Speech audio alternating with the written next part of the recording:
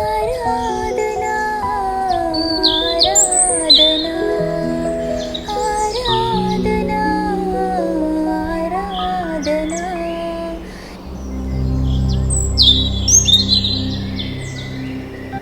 అందరికీ శుభోదయం. క్రీస్తు శ్రమల ధ్యాన కాలంలోనికి మిమ్మల్ందరినీ కూడా ప్రభు పేరిట స్వాగతం తెలియజేస్తుంటున్నాను. నేడు మనము భస్మ బుధవారముగా ఆచరించుకుంటూ ఈరోజు ప్రత్యేకంగా యేసు క్రీస్తు ప్రభుల వారు 40 రోజుల యొక్క సుదీర్ఘమైన విశ్వాస యాత్రలో ఏ విధముగా తన యొక్క విశ్వాసమును వినయ విధేయతతో ఆచరించి మనందరము కూడా అట్టి విశ్వాస యాత్రలో క్రీస్తు శిలువ యొద్దకు నడిపించే ధ్యాన కాలంలో మనము ఈ సంవత్సరములో ప్రవేశించే భాగ్యము దేవుడు అనుగ్రహించినందుకు దేవునికి వందనాలు చెల్లిస్తుంటున్నాం. భస్మ బుధవారం మన పిలుపును తిరిగి పునరుద్ధరించుకునే కాలముగా దేవుడు మనకు అనుగ్రహించుంటున్నాడు. ఇశ్రాయేలు ప్రజలు బబులోను చెరలో ఉంటూ తన యొక్క ఆస్తిపాస్తులను కోల్పోయి భూమిని సంపదనన్నీ కూడా కోల్పోయి దేవునితో కలిసిన అన్యోన్యతతో కూడా దూరమైన ప్రజలుగా ఉంటున్న సందర్భంలో దేవుడు ప్రవక్త ద్వారా వారికి ఒక శ్రేష్టమైన వాగ్దానములను, పిలుపును, విశ్వాసకరమైన సహవాసంలోనికి దేవుడు చేర్చుకునే విధానము యెహెజ్కేలు గ్రంథము 36వ అధ్యాయంలో జ్ఞాపకం చేస్తుంటున్నది.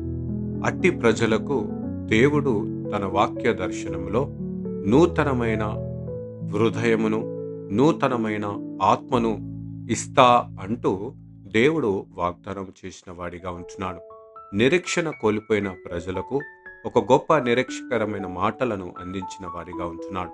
ప్రియులరా, ఈ బూడిద దేనికి సాదృశ్యమై ఉంటున్నది అంటే మనుషుని యొక్క పతన స్థితిని జ్ఞాపకము చేస్తూ ఆదికాండము 3వ అధ్యాయము 19వ వచన భాగంలో మట్టికి మట్టి, బూడిదకు బూడిగా కలిసిపోయే మనిషిని యొక్క జీవితము జ్ఞాపకము చేస్తూ మనము అట్టి స్థితిని మనము నెమర వేసుకునే వారిగా ఉండాలి అంటూ జ్ఞాపకము చేసేవారిగా ఉంటున్నది. దేవుడు ఆ మాటతో మనని విడిచిపెట్టిన వాడుగా కాదు కానీ తిరిగి దేవుడు ఆ మట్టిలో నుండి విమోచించిన మనుషులుగా తీర్చిదిద్దిన దేవుడిగా ఉన్నాడు అంటూ జ్ఞాపకం చేస్తున్నాడు. కాబట్టి we are not called to be the rejected dust but the redeemed dust అంటూ భక్తుడు జ్ఞాపకం చేస్తున్నాడు. కాబట్టి ఈరోజు విమోచింపబడు కాలంలోనికి మనము ప్రవేశించి ఉన్నాము అంటూ జ్ఞాపకము చేయబడినట్లుగా చూస్తున్నాం. రెండో వాగ్దానముగా నీ యొక్క రాతి గుండెను తీసి మాంసపు గుండెను జ్ఞాపకం చేస్తున్నాడు.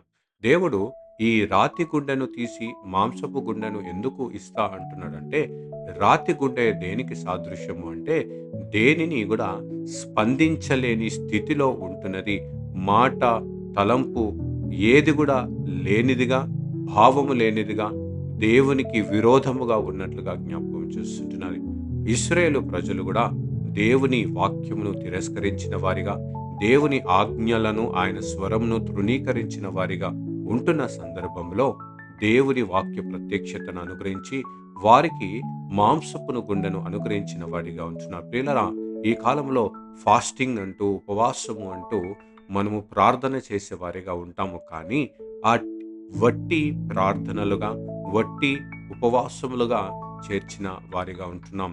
రాతి గుండె వంటి ఈ మనసు మారుతనే మన ఉపవాసానికి ఒక అర్థము ఉంటుంది అంటూ నేడు వాక్య భాగంలో దేవుడు జ్ఞాపకం చేస్తుంటున్నాడు. అందుకని దావీదు కీర్తనకారుడు ఏమంటున్నాడంటే నాయందు శుద్ధ హృదయము కలుగజేయుము ప్రభా, ఆ హృదయముతో నీకు పశ్చాత్తాపముతో నిన్ను నీ సన్నిధానంలో నిలుచొని దీవెన నాకు దయచేయమంటూ ప్రార్థించిన వాడిగా ఉంటున్నాడు.